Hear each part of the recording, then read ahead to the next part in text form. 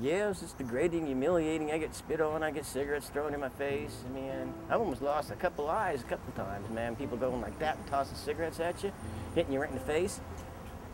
Getting spit on, you know, getting chewed out, till I get a real job. Well, I'd like to have a real job. Give it to me. I'll take it. Yeah. I ain't proud, I'm poor. It's not greed, it's need.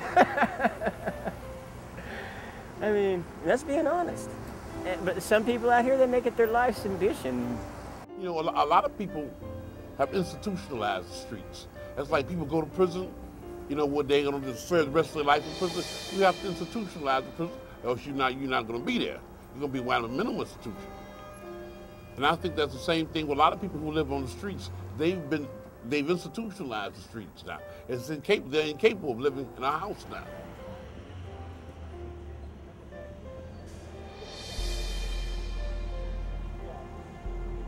So my name's Danina Garcia.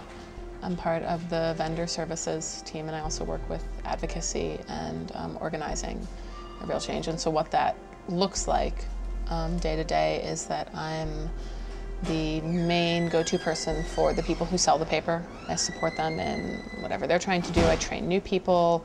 I help manage you know, conflicts or complaints that might come up, and generally try and help them be as successful as possible in selling the paper. Our mission statement is just that real change exists to provide opportunity and a voice while taking action to end homelessness and poverty.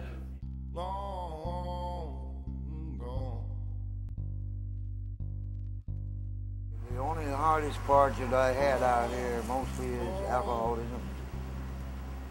And sometimes it's hard to find a place to find out of the rain and, you know, stuff like this. You know.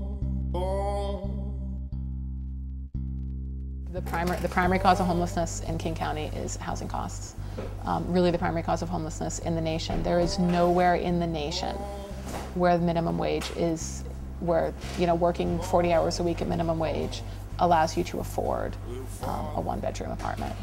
Or I think even a studio apartment it might be now. And affordability comes from the federal government's idea, which is you need to pay no more than 1/3 of your income for housing, which leaves you the other 2/3 for food and medical bills and other things.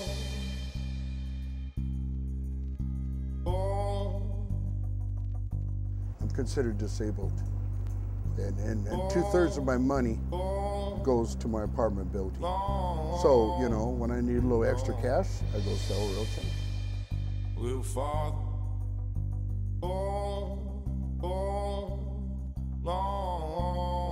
So the average rent of the apartment is over their entire monthly, is more than their entire monthly income. So it's, yeah, it's just a matter of economics. Exacerbating factors get involved. Obviously, any kind of incarceration, any kind of criminal record, any kind of poor credit check demolishes your chances of getting housing. But people see some of the real change and you're homeless, they're homeless, you know.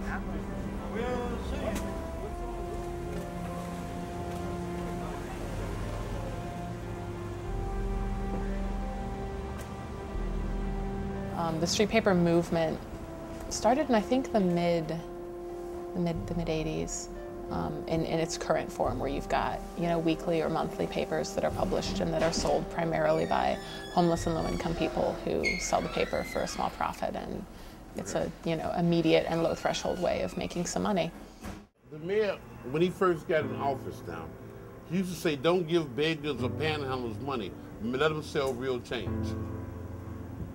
Papers cost 35 cents a piece, sell it for $1, keep whatever they make, including tips. Real change matter. Have a great day, Matt. My name is Edward L. McLean. I've been working for Real Change 13 years, including this year. Well, like I say, anybody you see that works for Real Change is homeless is because they want to be homeless. The opportunity is there. We cannot make you seize the opportunity. You have to do this. And a lot of people work with Real Change, come into the organization thinking they're going to make a fortune overnight. It's not so. You know, you got to pay your dues like everybody else do. And then when they don't make a fortune overnight, they get discouraged and they quit. My name is Joey Pollard, and I've been with Real Change several years. I've been with them for about 3, maybe 4 years. maybe 5. I couldn't keep up with it. I'm just working for them, making my money, you know. I never keep up with the dates or whatever, you know. And I like it. It's pretty good. It helps people to get the money that they need for their rent or for stuff that they need, like to go to the store to buy milk or whatever, you know, so stuff like that. Well, my name is John Patrick Zastro, and I got involved with a real change from a friend of mine a few years back. I've been doing this like 6 years, and a lot of people I started selling out in Ballard, and the people really appreciate the paper because it's got good information in there. It's got a lot of different stuff about what's going on. We don't really need to do any recruiting. It comes to us very much word of mouth. People who work here and people who sell the paper tell their friends, tell people they see on the street, tell people they pass holding out signs, or just people.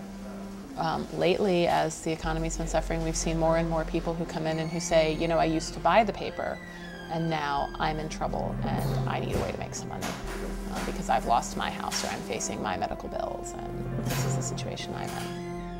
It's a good project that these guys got for the homeless to end homelessness, you know. And it's and I'm glad to be working with these guys, you know. And it does me good. So but every once in a while I'll bounce from real change to doing day labor, and from day labor to doing real change. And it's okay to do that, you know. For some of these people, they don't have the capacity anymore to get a full-time job. They really, truly do not. God love them. They do their best. Some of them really do their best. I've done it before, and that's a pretty good profit, you know. I go down there and I just say, here, man, my gig is here. Can you help the homeless? You know, help support the homeless. And the biggest part of our mission has been to take action to end homelessness and poverty in Seattle. Because if I need these guys, they will be with me when everything else fails, you know, out there. So that's what this is for, you know. It helps me out in more ways than I thought, you know. I can say, oh, wow, I'm going to go back to real change, man. They helped me out. Everybody else is telling me no, when this is telling me yeah. And this is what I look forward to. Whenever I'm having a bad day, I come back to these people and say, well, I go sell paper. I'll talk to the guys out there. My customers, they'll understand. Some of them will, some of them won't. But that's the business for me. I mean, there's lots of success stories. There's a lot of people who manage to work really hard at the paper and make the right connections and do the right things and find themselves in a better place. I mean, our top vendor who sells out in the University District has been with us for about 14 years, and he works 12 hours a day, 7 days a week, and he's always the top seller and manages to you know, afford a tiny apartment out in Lake City, and he's really happy. When I first started working at Real Change, they were not tabulating or calculating how many papers you sold or bought, you know. And when I found out one month that I sold 1,300 papers, I say, I'm homeless? You lying to me. I ain't never been homeless since. Real Change. Have to get Real Change pays for everything. But the heart of what we're trying to do, and really the heart of the street paper movement, is the idea that you're never going to have sustainable and realistic political change until and unless you've got middle-class people and homeless people working together for it. As long as all of the power is concentrated in one place, you're never going to see change. This place does everything they can to help the homeless. It's very good about helping the homeless. The thing I think that's most exciting for a lot of people around here, staff and vendors, is the extent to which a lot of people start accepting that they can make a difference, not just in their own lives, but in the lives of their customers and in the life of the city and the community.